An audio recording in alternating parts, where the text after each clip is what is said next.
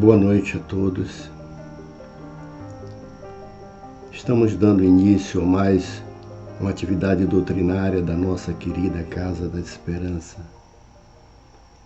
rogando a Deus, a Jesus, aos bons espíritos que nos conduzam no propósito de levar mais um trabalho de orientação, de inspiração cristã aos amigos e aos irmãos dessa casa. Que Jesus,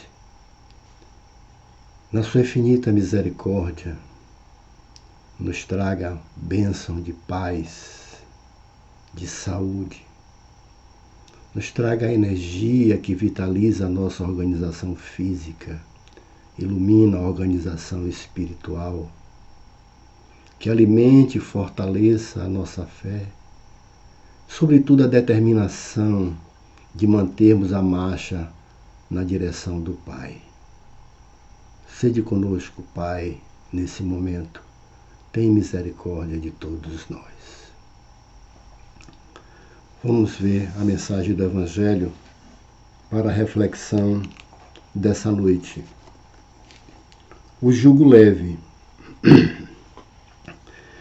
Vinde a mim, todos vós que estáis aflitos, e eu vos aliviarei.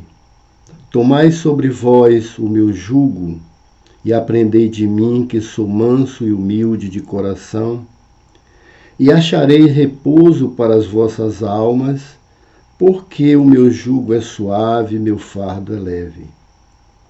Mateus, capítulo 11, versículo 28 a 30. Para todos os sofrimentos, misérias, decepções, dores físicas, perdas de entes queridos, encontram sua consolação na fé no futuro, na confiança na justiça de Deus, que o Cristo veio ensinar aos homens. Entretanto, sobre aquele que nada espera após esta vida, ou simplesmente duvida, as aflições tornam-se muito mais penosas e nenhuma esperança vem diminuir o seu amargor. Eis o que levou Jesus a dizer: Vinde a mim todos vós que estáis fatigados, e eu vos aliviarei. Jesus, no entanto, colocou uma condição para a assistência e a felicidade que promete aos aflitos. Essa condição está na lei que ele ensina. Seu jugo é a obediência a essa lei. Mas esse jugo é leve e essa lei é suave, já que impõe como dever o amor e a caridade. Estamos findando mais um ciclo de palestras da nossa Casa da Esperança, as que têm como base orientadora o livro Jesus no Lar, do Espírito Neio Lúcio, pela psicografia de Francisco Cândido Xavier.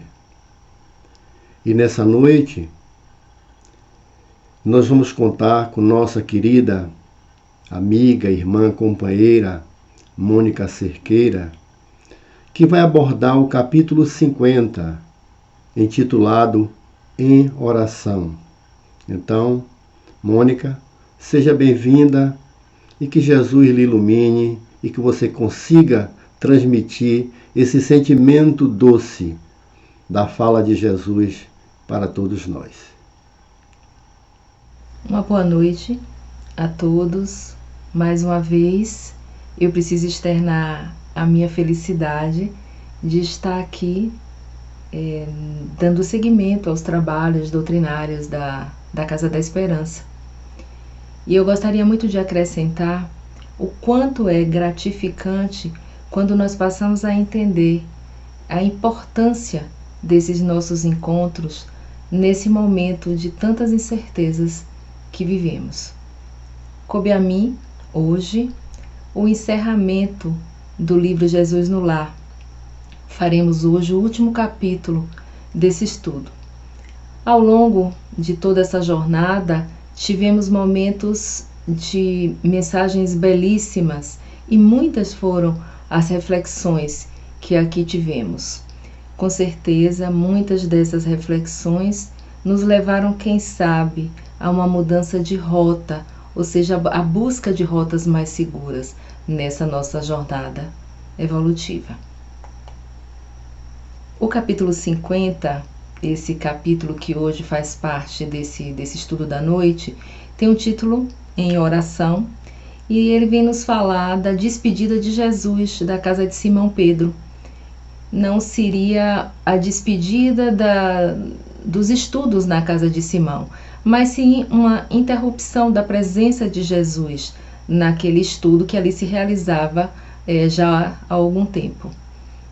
Foi uma noite, de certa forma, melancólica, uma noite de despedida, e vejamos agora como é que se inicia a narrativa desse capítulo.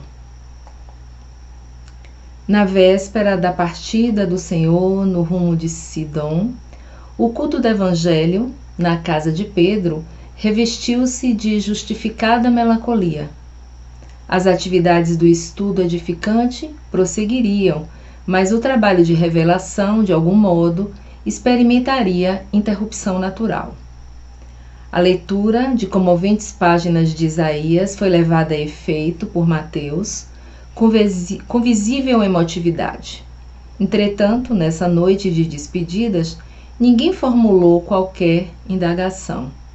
Intraduzível expectativa pairava no semblante de todos. O mestre, por si, absteve-se de qualquer comentário, mas ao término da reunião, levantou os olhos lúcidos para o céu e suplicou fervorosamente.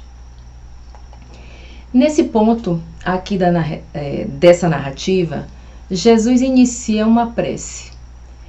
Eu confesso para vocês que na primeira leitura que eu fiz desse texto para esse trabalho, ao ler essa prece, eu fui tomada de uma emoção muito grande, né? E eu fiquei a pensar, né? Por que teria sido assim? Né? Por que tamanha emoção? Teria sido o significado daquelas palavras, né? Teria sido o conteúdo daquele texto, de certa forma, e belíssimo, né? Dito por Jesus. Eu fiquei pensando e me voltei a pensar o significado da leitura, né? Essa leitura, seja de um texto, seja de uma prece, a leitura que sempre nos transporta a lugares, a cenas.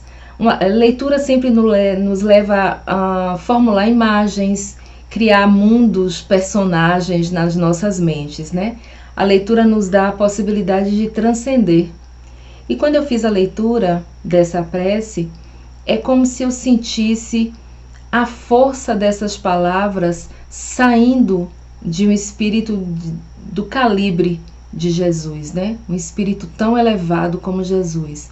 É como se eu me transportasse para aquele ambiente e ouvisse a prece sendo dita por Jesus. Isso, com certeza, eu pensei que poderia justificar toda aquela emoção que eu senti no momento que li essa prece pela primeira vez. Isso aí também me levou a outras reflexões, me levou a pensar no poder que tem uma prece, né? O poder, a possibilidade de mudança que uma prece pode fazer na vida de qualquer um de nós. Eu sei que sobre prece, muito já falamos, né? A questão teórica sobre prece. Isso a gente estuda lá nas nossas aulas de ESD, a gente vê isso nos nossos cursos de mediunidade, nas nossas oficinas de passe, mas em todos esses momentos que estamos vendo e revendo, nós estamos reaprendendo, né? Então imaginei, por que não falar hoje sobre a importância da prece, né? Sobre o que seria de fato uma prece, o que ela significa nas nossas vidas, no momento que nos vemos assim, invariavelmente, fazendo um número muito maior de preces e de orações, né? No Livro dos Espíritos, na questão 659, quando Kardec pergunta aos espíritos qual seria o caráter geral da prece, e os espíritos respondem que a prece é um ato de adoração a Deus, que orar a Deus é pensar nele, é aproximar-se dele, né? É pôr-se em comunhão com Deus, né? E que pela prece nós podemos fazer 3 coisas: louvar, pedir e agradecer.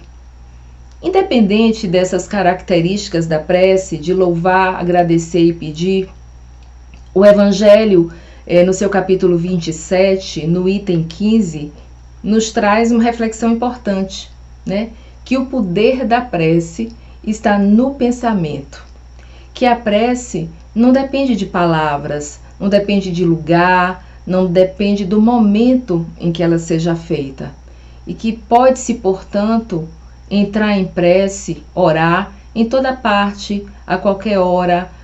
Podemos fazer isso a sós, podemos fazer isso em conjunto com outras pessoas.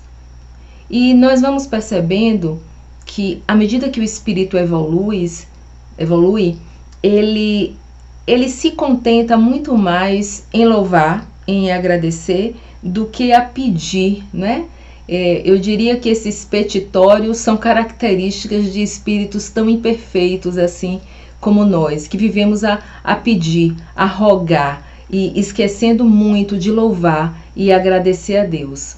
Então, quando ele diz que o espírito evoluído, ele pede menos, é porque esse espírito, no nível melhor de evolução, ele já consegue identificar toda a bondade de Deus, toda a misericórdia divina que existe sobre essa humanidade.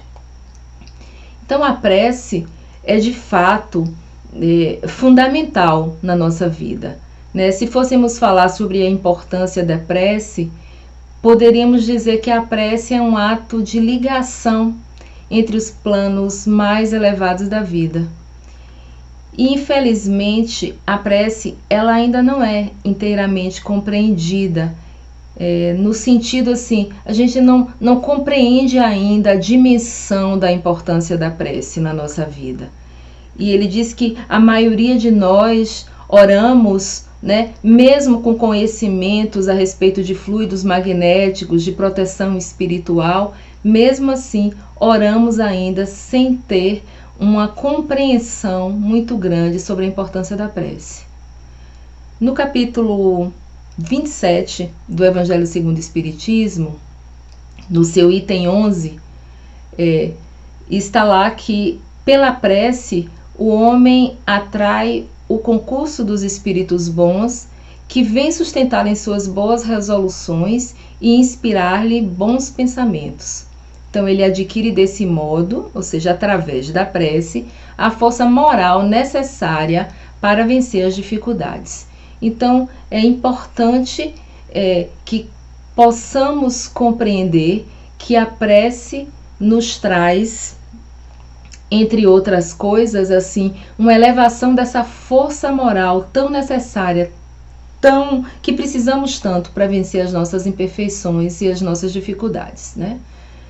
Em frases tipo, seja o que for que peçais na prece, crede que vos será concedido.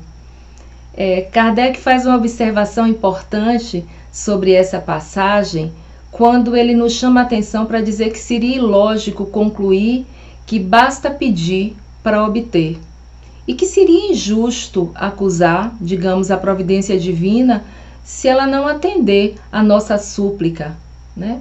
E uma vez que é a providência divina, é Deus que sabe o que é melhor para nós, o que é para o nosso bem. Então, seria ilógico concluir que pedindo só porque não se obtém é uma injustiça. Outra frase também que Kardec nos chama a atenção, outra passagem, é aquela que diz: ajuda-te e o céu te ajudará. Ele nos alerta que se nós pedimos com confiança a Deus, Deus sempre vai nos conceder, mas Ele vai nos conceder, às vezes, não aquilo que pedimos, mas força, coragem, resignação, ou às vezes o meio para nos livrarmos das nossas dificuldades. Mas sempre através da prece, nós nos revestimos sim de coragem, de resignação e de força para vencer as nossas próprias dificuldades. O Evangelho, seguindo ainda, nos traz no seu capítulo 28 algo que poderíamos chamar de características da prece. Segundo Kardec, a principal característica que uma prece deve ter é que ela precisa ser clara, ela precisa ser simples, precisa ser concisa, né? Ela não precisa ter nenhum tipo de fraseologia inútil. Então, isso quer dizer que cada palavra ela deve ter seu alcance próprio, cada palavra deve despertar uma ideia, cada palavra deve mover uma fibra. Quando ele fala mover uma fibra, é tocar intimamente, né? Então é como se as palavras, elas necessariamente, através de uma prece, elas precisam ser sinceras, né? Elas precisam vir de dentro. Então, uma prece, o seu principal objetivo, talvez deva ser fazer refletir, né? Então, quando uma prece nos faz refletir, ela nos está dando a condição de alcançar um objetivo maior, né? Senão a prece ela vai ser somente um simples ruído, um barulho, palavras sem muito sentido. Os espíritos sempre disseram a respeito da prece que a forma nada vale, que o pensamento é tudo e que a gente deve orar segundo as nossas próprias convicções. Então, um bom pensamento vale mais do que um grande número de palavras com as quais o coração em nada tome parte, né? Então, onde orar, né? De que maneira, em que lugar, em que momento, de que forma podemos orar? Lembremos da passagem de Mateus, quando diz: tu, porém, quando orares, entra no teu quarto e fechada a porta, ora a teu pai que está em secreto. Então Deus está dentro de nós. Quando Mateus coloca aqui nessa passagem, ora a teu pai que está em secreto, ele está dizendo que nós devemos orar ao Deus que está dentro de nós, no templo da nossa alma, né? E aí o que é que teríamos que nos preocupar nesse momento é quem somos nós. Porque se esse Deus está dentro de nós, quem sou eu? Somos o que pensamos, o que eu penso, né? De que maneira eu levo a minha vida. Então, a minha prece, ela vai estar sempre carregada daquilo que eu sou, né? Na questão 661 do Livro dos Espíritos, os Espíritos colocam para Kardec que as boas ações é que são a melhor prece, porque os atos valem mais do que as palavras. Então, prece nada mais é do que a ação no bem. Então, se a minha prece ela segue carregada daquilo que eu sou, então, se eu estou agindo no bem, a minha prece, o meu pedido, a minha solicitação à divindade vai estar carregada daquilo que eu tenho de bom, né? Então é importante saber ou lembrar, né, coisas que às vezes nos confundem, né? Vamos lembrar aqui uma coisa importante, é que a prece ela não nos isenta das nossas provações, né? A prece, por mais que oremos nas situações aflitivas, nos momentos de grandes dificuldades, essa prece ela não vai trazer a cessação das nossas provas. Ela vai nos trazer, certamente, consolação, ela pode nos suavizar o amargo daquela provação, né? Sobretudo, ela pode nos trazer resignação, fortalecimento, coragem, para transformar aquele momento de aflição ou aquela dificuldade, aquela dor, numa experiência benéfica, numa experiência de crescimento. Então a gente precisa sempre estar lembrado que a prece, que nenhuma prece vai nos isentar das provações, das dificuldades pelas quais temos que passar, como experiência com certeza de crescimento. Outra reflexão também importante e que nós podemos fazer aqui é que a prece, ela não dispensa nenhum esforço nosso para superar os desafios da vida. Então, assim, a prece não é milagre, não é pedir e cruzar os braços e ficar ali a esperar que aquilo que pedimos, aquilo que solicitamos, aquilo que rogamos a Deus vá acontecer como num passe de mágica, né? Aquela passagem de Mateus que diz: pedi e vos será dado, buscai e acharei, batei e vos será aberto. Isso precisa ser interpretado de uma maneira muito cuidadosa. Isso quer dizer o que na linguagem dos nossos tempos? Pedi e vos será dado, ou seja, desejai ardentemente e as oportunidades vão aparecer. Oportunidades de quê? Oportunidades de trabalho, caminhos que podem fazer com que você resolva alguma circunstância de dificuldade, né? Buscai e achareis. O que quer dizer isso? Empenhai-vos em encontrar, né, ou em buscar aquilo que é o objeto dos vossos anseios, e ele estará à sua vista. É como se ele nos dissesse: você peça, né, mas se empenhe em encontrar, porque a solução ela está no teu caminho. A solução pode vir através de uma intuição, através de uma ideia, através de alguém que surge na nossa caminhada para nos auxiliar naquele momento de dificuldade. Então, é bom que a gente sempre esteja refletindo que a prece, ela não nos dispensa o esforço, o trabalho para superar desafios da nossa vida. Quando eu cheguei, meus amigos, nesse ponto dessas reflexões para organizar esse trabalho de hoje, eu parei, né, e fiquei lembrando dos meus momentos que entro em prece, né, das minhas rogativas, né, e eu me peguei pensando, eu tenho consciência de tudo isso, eu tenho esse conhecimento, me serve de alguma coisa na hora que eu vou fazer a minha prece de cada dia. Eu me lembro de tudo isso que já estudei, que já dialoguei com grupos a respeito da prece. Eu tenho consciência do poder transformador da prece, que a prece precisa ser um instrumento de transformação. Eu reconheço de fato que a prece é uma alavanca renovadora, né? Eu sei orar. Então foram esses questionamentos que eu me fiz quando cheguei, né, nesse ponto das reflexões para essa noite de hoje. Então eu fiquei pensando, né? Encontrei um material em que elencou uma série de pontos, dizendo assim que nós precisamos orar como, né? Precisamos orar com iniciativa e com ação. O que é orar com iniciativa e com ação? Não é pedir, você tem que pedir, mas você precisa perseverar. Você não pode ficar à espera de um milagre sobre aquilo que você pediu. Iniciativa e ação. Ação, às vezes, para modificar uma situação. Faça a tua parte e a espiritualidade vai lhe auxiliar, sim, né? E nós precisamos orar com esperança, né? Precisamos orar com otimismo. Otimismo para mudar de atitude, né? Porque se oramos com pessimismo, não vamos esperar o quê, né?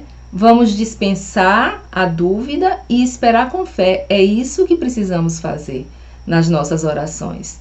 Emmanuel, no Pão Nosso, no capítulo 22, ele nos faz um alerta interessante. Ele nos diz que a dádiva, ela sempre vai chegar, mas ela vai depender de ti, da maneira de procederes na luta construtiva, persistindo ou não na confiança, sem a qual o divino poder encontra obstáculos naturais para exprimir-se em teu caminho. Então, nós precisamos entender que tudo o que pedimos sempre nos chegará, mas chegará sempre da melhor maneira que é para chegar para cada um de nós. Às vezes, o que pedimos não é o que precisamos. Eu acho até que na maioria das vezes pedimos e não é daquilo que precisamos, mas o que precisamos nos chegará. Nós precisamos orar também, é outro ponto que eu encontrei, né, nesse material que peguei para esse trabalho. Precisamos orar sem preocupação com o futuro. A preocupação com o futuro compromete o nosso agora, né? Porque a bênção do tempo é o agora. Eu acho que a grande lição desses momentos e desse período todo que temos vivido nesse último 1 ano e meio das nossas vidas é essa lição aqui: a bênção do tempo é o agora. A mudança é agora. O que eu posso fazer é agora. Então eu preciso também orar sem me preocupar com o futuro. Quer dizer o quê? Sem me preocupar se aquilo que eu estou pedindo vai acontecer daquela maneira, não vai acontecer, porque às vezes eu oro com o coração tão conturbado que eu fico preocupada se vai acontecer, e se não acontecer, meu Deus, e se isso for de uma maneira diferente, como é que eu vou superar isso, né? Então precisamos orar sem preocupação, né? Jesus já dizia, né? Não vos inquieteis, pois, pelo dia de amanhã, porque o dia de amanhã cuidará de si mesmo, basta a cada dia o seu mal. Então a bênção do tempo é o agora. Uma parte do Pai Nosso nos alerta por essa questão do agora, quando diz assim: o pão nosso de cada dia nos dai hoje.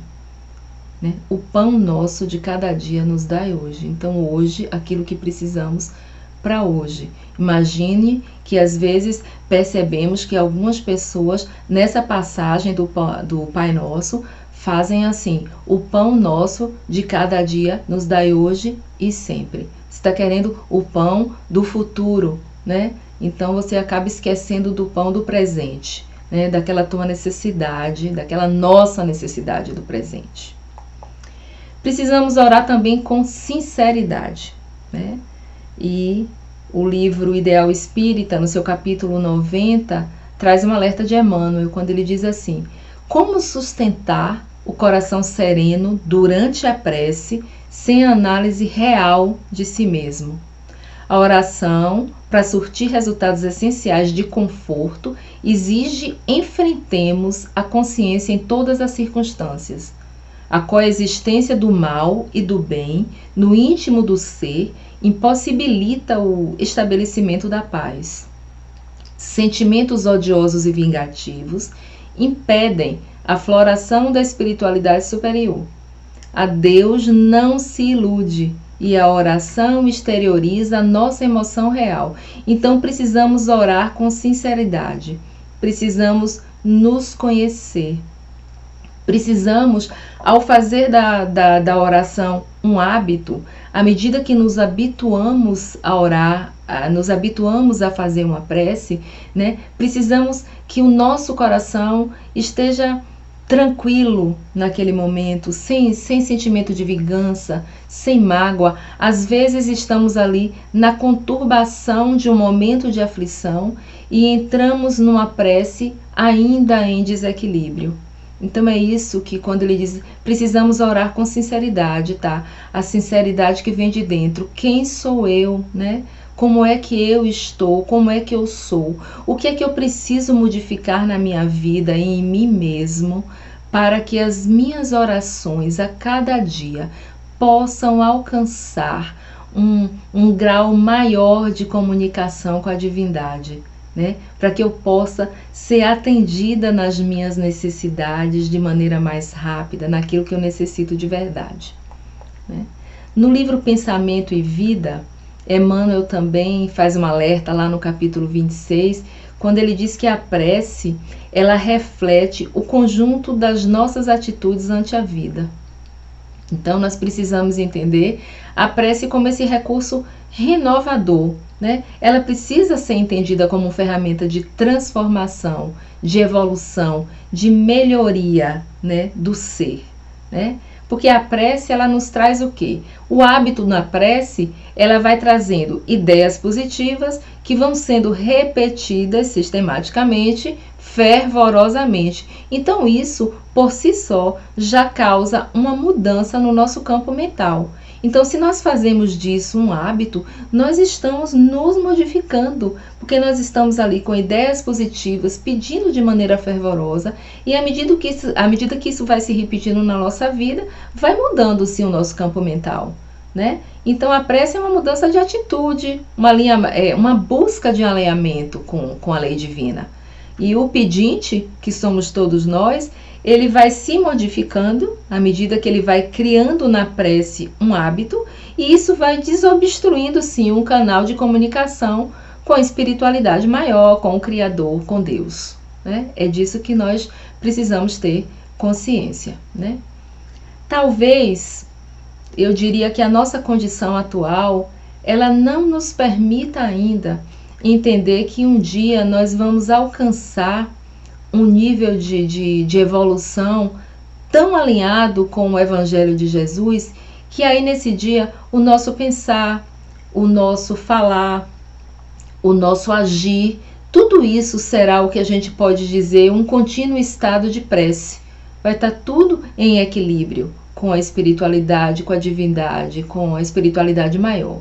Mas eu acho que no fundo, hoje nós ainda fazemos prece de uma maneira muito irresponsável. Nós não temos ainda uma compreensão real do que é isso. Imagina se temos compreensão do que é viver em estado de prece, né? Eu poderia ilustrar agora esse estado de prece com uma história, uma historinha muito curta, a respeito de um religioso que vivia num mosteiro, numa comunidade religiosa, e ele era muito respeitado nessa comunidade, porque ele era considerado um homem santo, né? Aquela pessoa que tinha uma palavra, que tinha uma ideia, que amparava todo mundo, que recebia todo mundo com aquela mesma tranquilidade, aquela mesma afetividade. Então ele era considerado um homem santo. Então todo mundo que fazia parte daquela comunidade religiosa tinha uma certa curiosidade em saber como era ele na intimidade, no momento de prece, até mesmo para aprender com ele, como é que ele orava. Então alguns membros daquela comunidade resolveram assim observá-lo durante a noite, no momento que ele se recolhia à noite para dormir, e aí se esconderam, né, e ficaram a olhar esse religioso no momento do recolhimento. E para surpresa de todo mundo que estava ali observando, ele não fez grandes orações, né? Ele sentou no seu leito, né, para dormir, e ali, um pouco já assim, de certa forma, concentrado ali no momento, ele disse: boa noite, Jesus, até amanhã. Essa era a prece desse religioso. Boa noite, Jesus, até amanhã. Então, ele vivia em estado de prece, então ele não tinha necessidade de grandes orações, de uma comunicação com a espiritualidade ou com a divindade de uma maneira mais cheia de floreios, né? E aí, meus amigos, depois de todas essas reflexões que nós fizemos aqui, e agora com certeza certos, assim, convictos do poder transformador da prece, né? Eu vou voltar ao texto lá de Jesus no Lar, que é o objeto do nosso estudo de hoje. Nós paramos nesse texto ali, lá naquele pontinho aonde Jesus começaria a sua prece, aquela prece que eu falei para vocês que me emocionou muito no momento que ali pela primeira vez.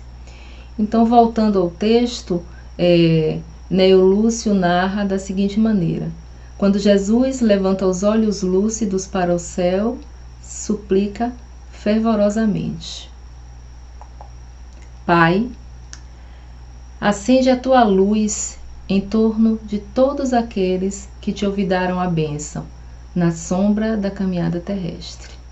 Amparam os que esqueceram de repartir o pão que lhes sobra na mesa farta. Ajuda aos que não se envergonham de ostentar felicidade ao lado da miséria e do infortúnio. Socorre os que não se lembram de agradecer aos benfeitores. Compadece-te daqueles que dormiram nos pesadelos do vício, transmitindo herança dolorosa aos que iniciam a jornada humana. Apieda-te do sábio que ocultou a inteligência entre as 4 paredes do paraíso doméstico. Desperta os que sonham com o domínio do mundo, desconhecendo que a existência na carne é um simples minuto entre o berço e o túmulo à frente da eternidade. Ergue os que caíram vencidos pelo excesso de conforto material. Corrige os que espalharam a tristeza e o pessimismo entre os semelhantes. Perdoa aos que recusaram a oportunidade de pacificação e marcham disseminando a revolta e a indisciplina. Acorda as almas distraídas que envenenam o caminho dos outros com a agressão espiritual dos gestos intempestivos. Estende as tuas paternas mãos a todos os que olvidaram a sentença de morte renovadora da vida que a tua lei lhes gravou no corpo precário. Esclarece, Pai, os que se perderam nas trevas do ódio e da vingança, da ambição transviada e da impiedade fria, que se acreditam poderosos e livres quando não passam de escravos dignos de compaixão diante dos teus sublimes desígnios. Eles todos, Pai, são delinquentes que escapam aos tribunais da terra, mas estão assinalados por tua justiça soberana e perfeita, por delitos de esquecimento perante o infinito bem. A essa altura, interrompeu-se a rogativa singular na casa de Pedro. Quase todos os presentes, inclusive o próprio mestre, mostravam lágrimas nos olhos, e no alto a lua radiosa, em plenilúnio divino, fazendo incidir seus raios sobre a modesta vivenda de Simão, parecia clamar sem palavras que muitos homens poderiam viver esquecidos do Supremo Senhor. Entretanto, o Pai, de infinita bondade e de perfeita justiça, amoroso e reto, continuaria velando por eles.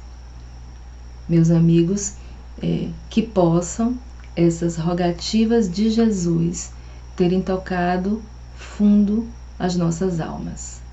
Uma boa noite para todos nós e que sigamos em paz. Pois é, vamos agradecer a Mônica pelo trabalho excelente apresentado, por essa reflexão muito valiosa. Que Jesus continue lhe iluminando para os próximos trabalhos. Então, muitíssimo obrigado. Vamos agradecer a Deus mais uma vez essa oportunidade, que é sempre uma oportunidade renovada de esperança nos ensinamentos do Cristo. Que esse Cristo de amor, de paz, esse Mestre amado e amigo, seja conosco em todo o percurso da nossa jornada, nos animando, nos encorajando, alimentando sempre a coragem, alimentando a fé, alimentando a determinação. Muitíssimo obrigado, meu Deus, muito obrigado, Jesus, muito obrigado, amigos espirituais. Agora, dando sequência ao nosso trabalho, vamos abrir o nosso coração, franquear a intimidade espiritual e recepcionar a energia através do passe virtual. Acomoda essa energia doce, suave, salutar na intimidade do espírito, para que ela possa reverberar na estrutura física, trazendo saúde, ânimo, coragem, vitalidade. E depois, possamos, também de uma forma virtual, acolher os amigos, os irmãos, num abraço fraterno, na esperança de que em breves dias possamos retornar a atividades presenciais, onde gozaremos do conforto, do aconchego, do abraço de cada um dos nossos irmãos. Uma boa noite para todos, uma boa semana e muitíssimo obrigado. Quanta luz neste ambiente descendo sobre nós, vibrando em nossa mente. Quanta luz, quando assim em prece minha alma cresce aos olhos de Jesus. Quanta luz, quando em oração a voz do Mestre fala aos nossos corações. Quanta luz descendo sobre nós.